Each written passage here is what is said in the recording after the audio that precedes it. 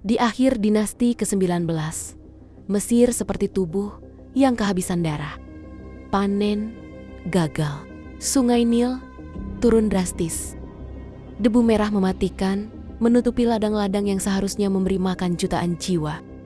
Wabah dan kelaparan bergerak dari desa ke desa, perlahan seperti bayangan yang lapar. Dan di tengah kehancuran itu, 3 Firaun naik tahta dalam waktu yang singkat. Seperti nyala lilin yang dipaksa tetap hidup saat angin badai bertiup kencang. 2 dari mereka meninggalkan makam, dan 1 tidak pernah ditemukan. Dan raja yang hilang inilah yang paling cocok mati tenggelam. Delta Timur sebelum bencana. Untuk memahami hilangnya raja ini, kita harus kembali ke Delta Timur, wilayah subur yang berubah menjadi panggung bencana. Catatan paleoklimat menunjukkan kemerosotan Sungai Nil yang tidak wajar pada akhir abad ke-13 sebelum Masehi. Air menjadi keruh, tanah berubah merah, ekosistem runtuh berlapis-lapis. Sementara itu, situs Everest, kota yang penuh dengan pekerja asing, makin padat. Arkeolog menemukan jejak komunitas Semitik yang bekerja di bawah tekanan brutal. Ini adalah masa ketika Mesir bertenaga, tetapi sedang sekarat dari dalam.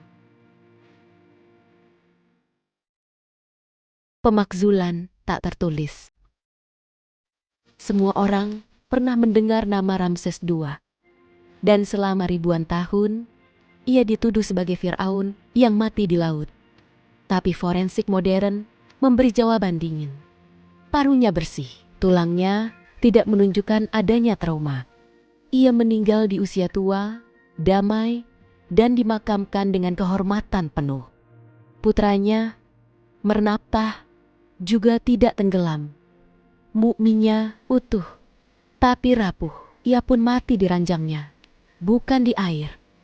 Jika 2 raja ikonik ini tidak mati di laut, maka teori yang bertahan selama 3000 tahun runtuh total.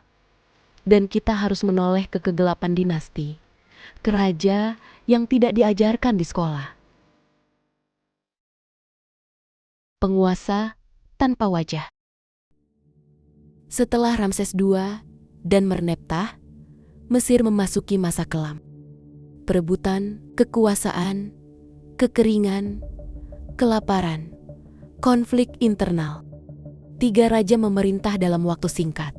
Seti II, Sipta, dan Amenmes.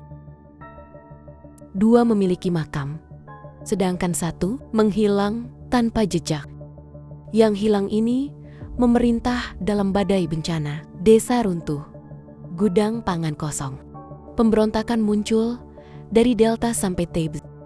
Dan Mesir punya tradisi kelam, jika seorang raja mati memalukan, namanya akan dihapus. Rekonstruksi kematian yang tidak dicatat. Data geologi dan sejarah menunjukkan adanya gelombang migrasi besar yang keluar dari Delta Timur pada periode yang sama. Sebuah populasi besar bergerak ke gurun. Jika sebuah pasukan kerajaan mengejar mereka, maka mereka akan melintasi rute berair, rawa, dan pesisir yang tidak stabil. Para ahli kini menilai kemungkinan ini bukan Laut Merah modern, melainkan kawasan dataran rendah yang digenangi air musiman. Tempat badai pesisir bisa membentuk dinding air mematikan. Jika sang Firaun memimpin pengejaran dan badai itu datang, maka ia bisa tersapu bersama seluruh pasukannya. Tidak ada jenazah untuk dibawa pulang, tidak ada mumi untuk diawetkan, tidak ada kehormatan untuk ditulis. Dan bagi Mesir, itu adalah aib terbesar. Tidak ada kerajaan yang ingin dikenang karena rajanya tenggelam saat mengejar budak pelarian. Jadi mereka melakukan apa yang selalu dilakukan Mesir ketika menghadapi rasa malu. Mereka pasti menghapus keberadaannya. Ramses II tidak tenggelam, Mernaptah tidak tenggelam. Tetapi raja yang hilang Raja tanpa makam, tanpa mumi, tanpa catatan kematian. Dialah yang paling cocok mati di dalam air. Dari 3 raja gelap dinasti ini, siapa yang paling mungkin disapu laut? Dan apakah Mesir benar-benar menyembunyikan tragedi paling memalukan dalam sejarah mereka? Tulis pendapatmu di komentar. Inilah Lab X404, dan ini bukan teori konspirasi. Ini sains yang belum selesai ditulis.